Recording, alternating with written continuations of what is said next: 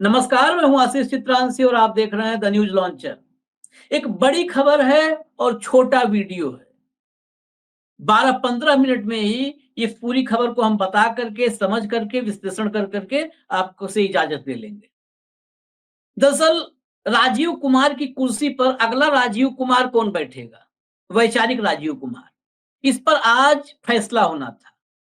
बहुत महत्वपूर्ण बैठक थी प्रधानमंत्री आवास में। नरेंद्र मोदी प्रधानमंत्री, अमित शाह गृह मंत्री और leader of opposition Rahul Gandhi. 5:30 बजे की टाइमिंग थी और जो खबरें उस समय आई 5:30 बजे मीटिंग शुरू हुई।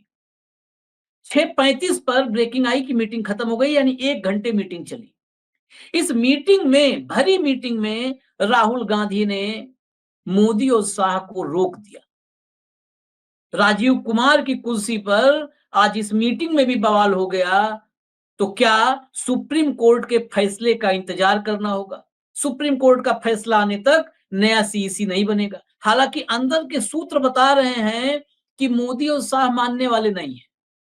लेकिन पहली बार ऐसा हुआ जब से नया वाला कानून आया है। इस कानून के तहत राजीव कुमार के बाद जो 2 चुनाव आयुक्त हैं, उनकी नियुक्ति इसी से, ज्ञानेश कुमार और संधू की नियुक्ति इसी कानून के जरिए हुई थी।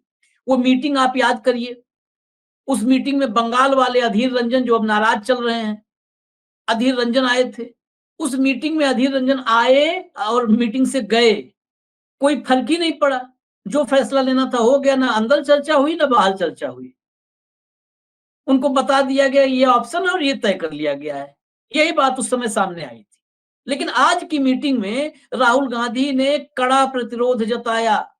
मोदी और शाह, इन दोनों को फैसला लेने से रोका। अब फैसला लेते हैं, अगर जबरन लेते हैं, तो फिर देश के सामने तो कम से कम इतना तो आएगा ही कि किसी लोकतांत्रिक व्यवस्था में यकीन नहीं है। हालांकि वो बार बार सच्चाई सामने आती है, लेकिन ये फिर साफ हो जाएगा किसी लोकतांत्रिक व्यवस्था में, प्रणाली में विश्वास नहीं है मोदी और शाह का। और राजीव कुमार वाली जो कुर्सी है, उसी की जिद मोदी के चुनाव जीतने से जुड़ी हुई है। उस कुर्सी पर चुनाव जिताने वाला अपना ही आदमी चाहिए। उसमें किसी से भी समझौता नहीं कर सकते, चाहे सामने सुप्रीम कोर्ट आए या लीडर ऑफ अपोजिशन आए। संतोष से को जोड़िए कंट्रोल रूम, जरा समझते हैं क्या हुआ मीटिंग में। संतोष, इस मीटिंग में, क्योंकि आपने तो कवर किया है खुद ही जो है पीएमओ को और ऐसी बैठकों को, क्या हुआ आज बैठक में? ये खबर कहाँ से, पुख्ता खबर है या क्या है? जरा दिखा दीजिए। खबरें कुछ पोर्टल पे लग भी रही हैं, बड़े चैनलों पर। ये देखिए, कुछ दिन के लिए टाली जाए सीईसी की नियुक्ति, पीएम के साथ बैठक में राहुल गांधी बोले। लेकिन जरा पूरा डिटेल समझते हैं संतोष से। संतोष। देखिए आशीष जी, ये टीवी 9 की खबर जो हम दिखा रहे थे, कुमार विक्रांत की खबर है। लंबे समय से राजनीति को कवर किया उन्होंने, कांग्रेस बीट लंबे समय से कवर कर रहे हैं। और मुझसे एक बैच सीनियर थे ईटीवी में, मतलब मुझसे एक बैच सीनियर ईटीवी से शुरुआत की थी, तो राजनीति की पूरी समझ है। मीटिंग के बाद कांग्रेस ने प्रेस कॉन्फ्रेंस की, दो नेताओं ने, अजय माकन, अभिषेक मनु सिंघवी ने आकर ये जो खबर निकल कर आ रही है, ये सूत्रों के हवाले से खबर है। इस खबर पर आप गौर कीजिए, एक एक शब्द राहुल गांधी का गौर कीजिए। सामने बैठे हुए हैं नरेंद्र मोदी और केंद्रीय गृह मंत्री अमित शाह। अब अमित शाह और राहुल गांधी और अमित शाह, इस इक्वेशन को देखिए। शुरुआत राहुल गांधी ने किस शब्द के साथ की कि ईगो पर मत लीजिए। ईगो पे कौन हाँ। लेता है, ये हम और हाँ। आप सभी जानते हैं। दूसरी लाइन उन्होंने कही कि सुप्रीम कोर्ट में ये मसला चल रहा है, जब तक सुप्रीम कोर्ट का फैसला नहीं आ जाता, तब तक हमें मुख्य चुनाव आयुक्त की नियुक्ति को टाल देना चाहिए। ईगो वाली बात, जो बैठे हुए हैं लगातार अपने ईगो को लेकर आगे बढ़ रहे हैं। दूसरा, आपने कहा कि चुनाव जितवाने वाली मशीन के साथ भला कोई समझौता कैसे कर सकता है। तीसरा, इस देश की न्यायपालिका का जिक्र आया। विथ ड्यू रिस्पेक्ट, न्यायपालिका पर मैं आगे आऊंगा, लेकिन मैं दर्शकों को खास तौर से जो क्रिकेट से बहुत ज्यादा लगाव करते हैं ना, उन्हें उनकी भाषा में पहले समझा देता हूँ कि दो देश होते हैं, मान लीजिए भारत और पाकिस्तान, हालांकि अब तो रिश्ते ऐसे ही है। तो एक दिवसीय मैचों का जो सीरीज रखा जाता था, वो या तो 3 मैच होते थे या 5 मैच होते थे। क्यों होते थे? कि एक मैच अगर भारत ने जीत लिया, दूसरा मैच अगर पाकिस्तान ने जीत लिया, तो अगर 4 मैच रखेंगे तो दोनों ने दो दो जीत लिए, तो मजा खराब हो गया, सीरीज कौन जीतेगा? एक को तो आपको कप देना है ना, अगर बारिश वारिश ना हो। तो 3 रखे जाते थे कि 2-1 से फैसला हो, क्योंकि 3 में 1.5-1.5 का मसला नहीं हो सकता। तो 2-1 से फैसला हो कि विजेता कौन है। यहां भी देखिए, देश के मुख्य चुनाव आयुक्त का चयन होना है, लोकतंत्र की सबसे बड़ी परीक्षा है। कायदे से जो पहले सुप्रीम कोर्ट के मुख्य न्यायाधीश हुआ करते थे, जब वो बैठते थे, तो एक प्रधानमंत्री हो गए, एक न्यायपालिका और एक विपक्ष के नेता। तो बैलेंस बना रहता था। मतलब ऐसा नहीं कि मैंने जो कह दिया वही फुल एंड फाइनल है। सीजेआई भी सवाल उठाते थे, विपक्ष के नेता भी सवाल उठाते थे। दुर्भाग्य से न्यायपालिका ने पहले जो लूप होल छोड़ दिया, उसका फायदा उठाते हुए केंद्र सरकार ने कानून बदला और मुख्य न्यायाधीश की जगह पर लाके रख दिया देश के केंद्रीय गृह मंत्री को।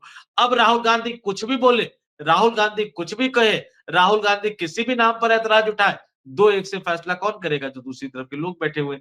इसलिए राहुल गांधी ने अपनी बात की शुरुआत इसी से की कि ईगो पे मत लीजिएगा। लेकिन सूत्र ये भी बता रहे हैं कि नहीं, चूंकि 2-1 से फैसला होना है, सरकार ने कानून इसीलिए बनाया था, यानी आज के दिन जो बैठक हुई, इसी बैठक को सोच के तो कानून बनाया था कि जब अगला मुख्य चुनाव आयुक्त बनाना होगा, तो वो भी राजीव कुमार के टाइप का ही हो। तो जब राजीव कुमार के टाइप का ही अगला मुख्य चुनाव आयुक्त ढूंढना है, तो फिर वो विपक्ष के नेता की कहां सुनेंगे? फिर वो राहुल गांधी की कहां सुनेंगे? वो निश्चित तौर पर जो उन्होंने ठान लिया है वो करेंगे। एक नाम वो तय कर चुके होंगे, उस नाम पर मुहर लगा देंगे। हो सकता है कि आज देर रात या कल फर्स्ट हाफ में एक प्रेस रिलीज के जरिए आ जाए कि इस हाँ, व्यक्ति को, अमुक व्यक्ति को देश का अगला मुख्य चुनाव आयुक्त चुना गया है। बिल्कुल। और मैं आगे जो लाइन थी कि ईगो मत रखिए, उसके अलावा अगली लाइन भी बड़ी महत्वपूर्ण थी, चुनाव आयोग को ध्यान में अगर रखें कि ये लोकतंत्र और गणतंत्र का तकाजा है। लोकतंत्र और गणतंत्र, इसके तकाजा का मतलब है कि सीईसी के रूप में, मुख्य चुनाव आयुक्त के रूप में एक ऐसा व्यक्ति बैठना चाहिए जो निष्पक्ष हो, जो लेवल प्लेइंग फील्ड देता हो। लेकिन एक सवाल बड़ा महत्वपूर्ण है, उसके बाद मैं आऊंगा, ये कैसे न्यायपालिका से क्या कोई उम्मीद है, क्योंकि 19 फरवरी को सुनवाई है। एक सवाल, जो नया कानून आया, उस नए कानून में सीजीआई को हटा करके प्रधानमंत्री, नेता प्रतिपक्ष और प्रधानमंत्री द्वारा मनोनीत एक मंत्री होगा, कैबिनेट मंत्री होगा। अब ये कोई भी हो सकता था। और जो पिछली बार ज्ञानेश कुमार और संधू का चयन हुआ था, जो मुझे अभी यादाश्त मेरी तत्काल है, मैं इस पर अभी जाकर के रिसर्च किया नहीं हूं, उसमें अमित शाह नहीं बैठे थे। उसमें शायद उस वक्त के कानून मंत्री को बैठा लिया था मोदी जी ने, और एक एलओपी के रूप में अधीर रंजन थे। इस बार अमित शाह के बैठने पर मेरे कुछ मन में है संदेह, उसको मैं समझना चाहता हूँ। क्या आशीष जी, क्या मोदी पर भरोसा नहीं है? क्योंकि देखिए, शाह, अब मोदी के साथ जहां मोदी बैठ रहे वहां पे तो किसी भी कैबिनेट मंत्री को बिठाया जा सकता था। दो एक होना ही होना है, कोई भी होगा वो मोदी की मर्जी के खिलाफ नहीं जाएगा। और अपोजिशन वाला सिर्फ आएगा वहां पर, अपना विरोध जता दिया, राहुल गांधी थे तो विरोध जता दिए, दूसरा कोई होता शायद विरोध भी नहीं जताता। लेकिन शाह क्यों बैठे इस मीटिंग में? क्या अमित शाह को मोदी पर भरोसा नहीं था? कुछ खेल की आशंका थी क्या?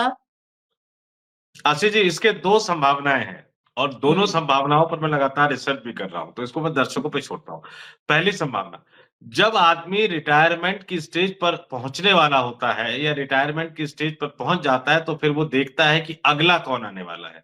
तो जो आने वाला है वो पुरानी फाइलें न खोले, परेशान न करे, पुराने फैसलों पर सवाल न उठाए। तो अगर विदाई की बेला, चाहे वो अपनी पार्टी में ही विदा होना पड़े उनको, तो फिर जो आएगा उसमें अमित शाह की भूमिका होगी। या अगर चुनाव हार कर कभी विदा होने की नौबत आई, तो जो नई सरकार बनेगी उसमें राहुल गांधी की भूमिका होगी। तो पुराने सारी बातें राहुल गांधी भूल जाए या अमित शाह पुरानी सारी बातों को याद रखे, इसके लिए ये जरूरी होता है कि कई बार आप झुक जाते हैं, मान जाते हैं। अमित शाह को भी कहीं ना कहीं वही खतरा होगा कि कहीं ऐसा ना हो कि कोई और मंत्री हो, राहुल गांधी सजेशन दे, मोदी कह दे कि ठीक है, कोई बातें हो जाएगा।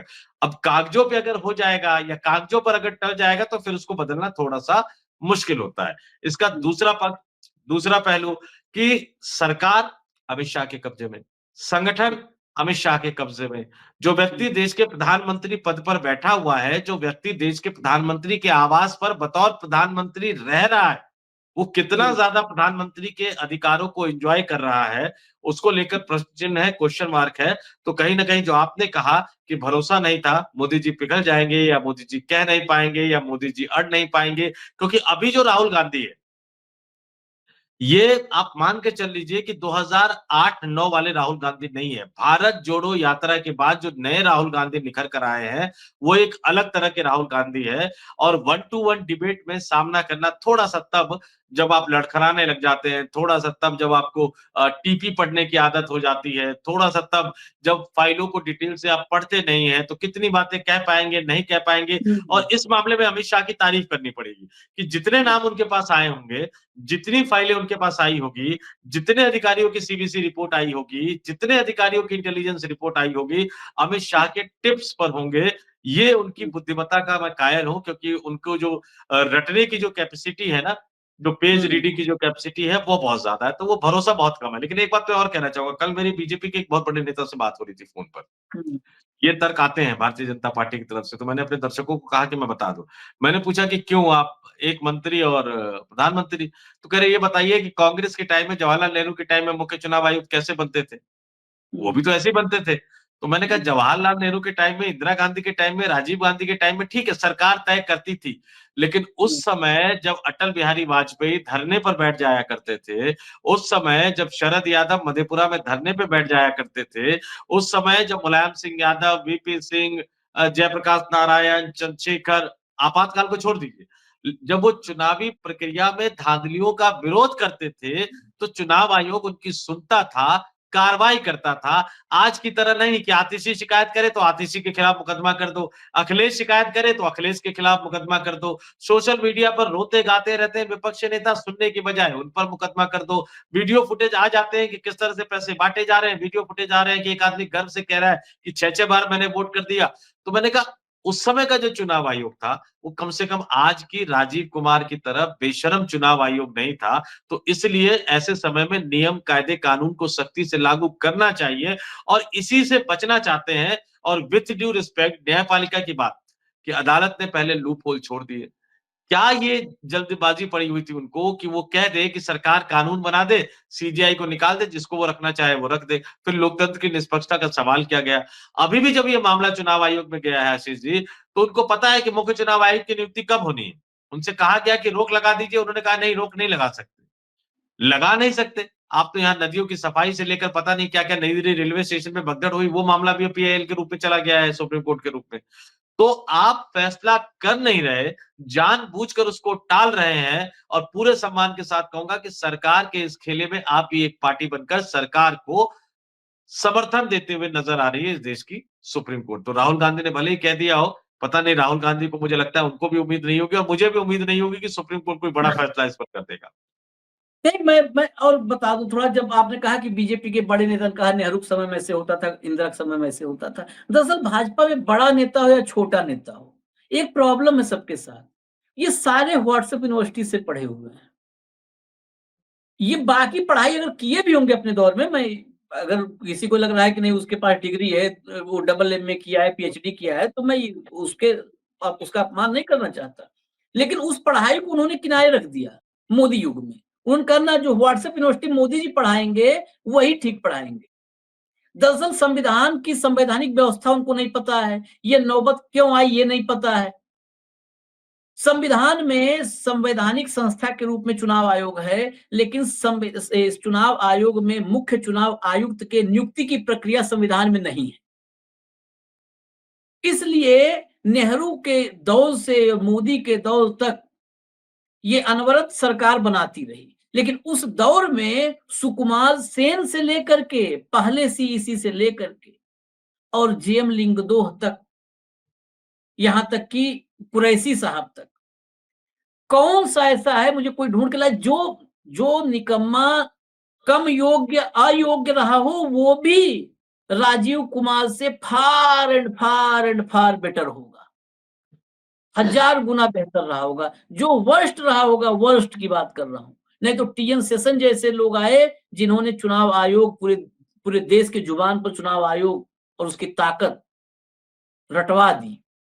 लिंगदो आए, मैं कहा ना कि 1950-51 से लेकर के, सुकुमार सेन से लेकर के, और मैं कुरैशी तक की बात कर लूं, उसके बाद जो आने शुरू हुए, उनको देख लो आप, चाहे वो अरोड़ा हो, चाहे राजीव कुमार हो, जितने, तो ये फर्क है।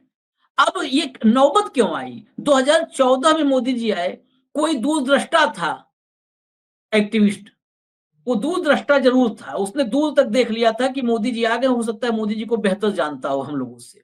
2015 में वो सुप्रीम कोर्ट में एक पीआईएल लेके गया कि नहीं, ये बहुत महत्वपूर्ण है, देश की चुनावी प्रक्रिया से ही लोकतंत्र चलता है, तो मुख्य चुनाव आयुक्त, चुनाव आयुक्तों की नियुक्ति का एक कायदा बनना चाहिए, वो क्योंकि वो ट्रांसपेरेंट हो, बिल्कुल मतलब निष्पक्ष हो, ये बनना चाहिए। 2015 से सुनवाई शुरू हुई और 2023 में 2 मार्च को फैसला आया, जिसमें कहा गया कि सीजेआई, प्रधानमंत्री और नेता प्रतिपक्ष ये 3 बैठ करके तय करेंगे।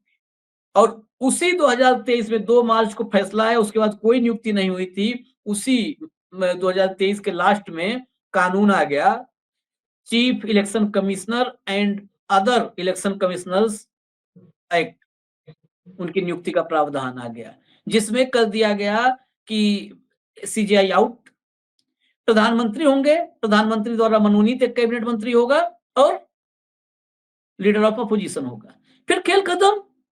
जो एक्टिविस्ट 2015 में जिस मकसद से गया था सुप्रीम कोर्ट, वो मकसद तो खत्म हो गया कि निष्पक्ष आदमी बैठेगा वहां पर। पहले तो लोक लाज था, नेहरू से लेकर के और मनमोहन सिंह तक कोई भी प्रधानमंत्री रहा हो, लोक लाज का दौर था एकदम, मतलब खुलेआम ऐसा नहीं होता था कि नहीं हमारा आदमी बैठेगा हमको जिताएगा, इस टाइप नहीं था। अब तो खुलेआम करो, लोकलाज का दौर खत्म हो चुका है, बेशर्मी का अमृतकाल चल रहा है। तो इस दौर में जिस मकसद से सुप्रीम कोर्ट में गया एक एक्टिविस्ट, उसे तो उस पर पानी फेर दिया कानून लाके। अब उसके बाद की प्रक्रिया में आखिर में बता देता हूं। ये जैसे ही कानून बना, उसके बाद कांग्रेस की एक लीडर है जया ठाकुर, वो सुप्रीम कोर्ट में पिटीशन लगाई, उनका वकील उनके हैं वरुण वरुण हाँ वरुण ठाकुर हैं। उसके बाद ADR, association for democratic reforms, वो लगातार, वो तो डेमोक्रेटिक रिफॉर्म्स के लिए, लोकतांत्रिक सुधारों के लिए लगातार सुप्रीम कोर्ट में लड़ी रहे हैं बेचारे से। एडीआर गया, प्रशांत भूषण वकील हैं उनके। पिछले साल संजीव खन्ना की पीठ में, जब पिछले साल ही ये मामला उनके पीठ में था, वो थे और दीपांकर दत्ता शायद थे, इन्होंने खारिज कर दिया था इस केस को। मतलब इन्होंने कहा कि नहीं, इस कानून पर रोक लगाने को, तो उनका ना रोक नहीं लगाएंगे हम, खारिज मतलब उस अपील को खारिज कर दिया था।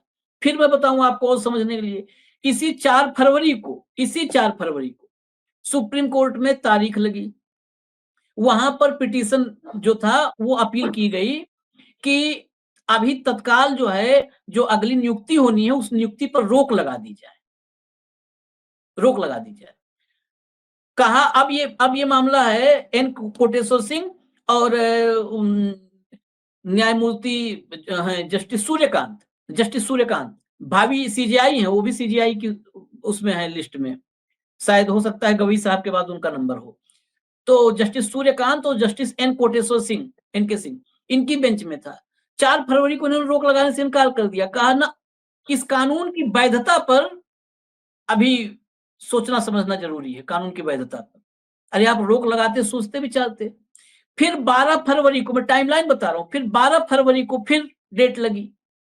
12 फरवरी को प्रशांत भूषण ने कहा कि 18 को कार्यकाल खत्म होगा, तत्काल इस पर सुनवाई करके तत्काल एक कंक्लूजन तक पहुंचना जरूरी है। उन्होंने कहा नहीं, ऐसे थोड़ा हो जाएगा। 19 फरवरी डेट। अब सोचिए आप, डेट कैसे, 18 तक नियुक्ति कर देगी सरकार। 99.99% तो यही है। राहुल गांधी के रोकने से अगर रुक जाए तो बात अलग है, मुझे तो नहीं लगता कि राहुल के रोकने से रुक जाएंगे। तो 18 को नियुक्ति हो जाएगी, 19 की तारीख दी, 17 नहीं दी, 16 नहीं दी, 12 के बाद 19 दी। सुप्रीम कोर्ट के माननीय न्यायाधीश हैं, उनका अधिकार है, वो जो तय करें, हम लोग सवाल क्या उठा सकते हैं, लेकिन फिर भी मन में शंका है तो बोल सकते हैं। 19 तारीख दी। अब सवाल यही है कि जब फैसला सुना देंगे तो 19 तारीख को आप सुनवाई करोगे वैधता की, उसमें भी बहुत उम्मीदें नहीं है, क्योंकि ट्रैक रिकॉर्ड पिछला देख रहे हैं इस मामले का हम लोग, उम्मीद नहीं है। लेकिन बाई चांस आप मान लो कि नहीं गड़बड़ है, तो भी फिर बाद में क्या हो सकता है, वही वाला कि उद्धव ठाकरे की सरकार गिराना असंवैधानिक था, लेकिन अब तो उन्होंने इस्तीफा दे दिया, नहीं तो हम कंटिन्यू कर देते। तो अब नियुक्ति हो गई है, अब इसको चलने दो, फिर अगले वाले तक देखेंगे। अवैध भी होगा तब तक मोदी जी कोई और रास्ता निकाल लेंगे। ये तमाम शंकाएं, आशंकाएं, इनके बीच में हमारा जो लोकतंत्र है वो नई दिल्ली रेलवे स्टेशन की स्थिति को प्राप्त कर चुका है। भीड़ है, भगदड़ है, प्लेटफॉर्म लोकतंत्र का बदला जा रहा है और सब कुछ अस्त व्यस्त, अस्त व्यस्त है। लोकतंत्र का चप्पल जूता कपड़ा सब इधर उधर बिखरा हुआ है। इजाजत दीजिए, 15 मिनट बोले थे हम, 20 मिनट हो गया। धन्यवाद संतोष, अपडेट जो आप लेकर के आए। न्यूज लॉन्चर आप लोग देखते रहिए। नमस्कार। नमस्कार।